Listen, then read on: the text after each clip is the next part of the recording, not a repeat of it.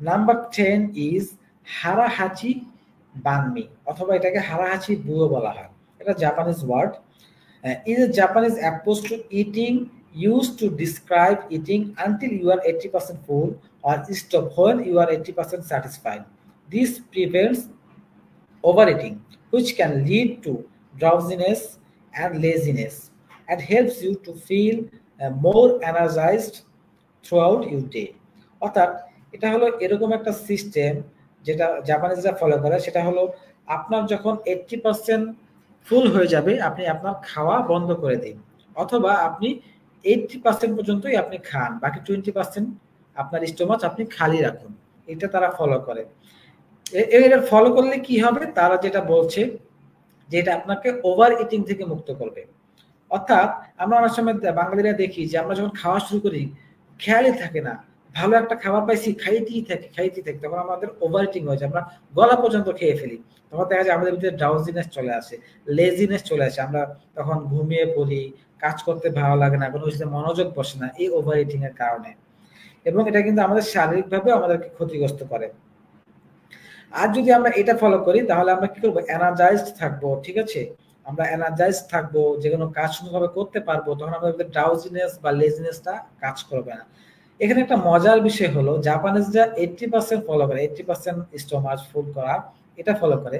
কিন্তু আমাদের যদি আমরা আমাদের ধর্মের দিকে তাকাই, বিশ্বনবী হযরত মুহাম্মদ সাল্লাল্লাহু আলাইহি ওয়াসাল্লাম আমাদের যে শিক্ষাটা দিয়ে গেছেন সেটা তো আমরা সবাই জানি, যে আমরা আমাদের পেটকে 3 ভাগ করব, 1 ভাগ পানি খাবো, 1 ভাগ পানির জন্য, 1 ভাগ হলো খাবারের জন্য, আরেক ভাগ হলো আমরা খালি রাখবো।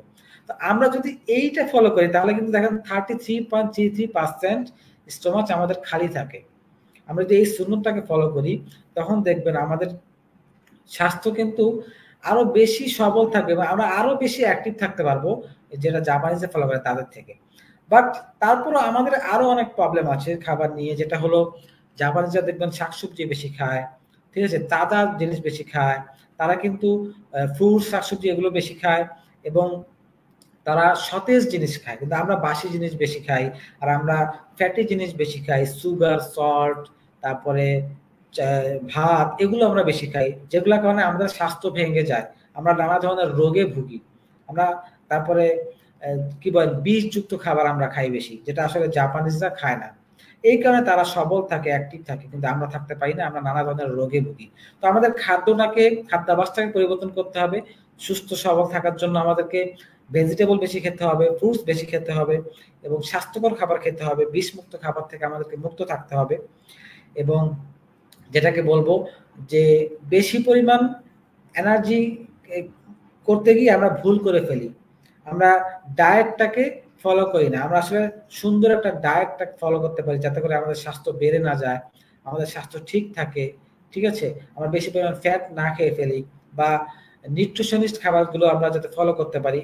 এই জন্য আমরা বিভিন্ন নিউট্রিশনিস্ট আছে বা নানা ধরনের দেখুন নিউট্রিশনিস্ট আজকাল ইউটিউবেও বিভিন্ন স্টেপ তাদেরকে আপনাদেরকে ফলো করতে দেয়, আমাদেরকে ফলো করতে বলে। তারা বিভিন্ন কি বলে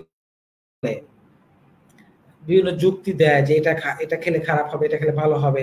তারা যে বিভিন্ন উপদেশ দেয় তারা ইউটিউব চ্যানেলের মাধ্যমে, ওগুলো কিন্তু আমরা ফলো করতে পারি যাতে করে আমরা আমাদের স্বাস্থ্যকে সুন্দরভাবে রাখতে পারি, অ্যাক্টিভ থাকতে পারি এবং প্রোডাক্টিভ থাকতে পারি।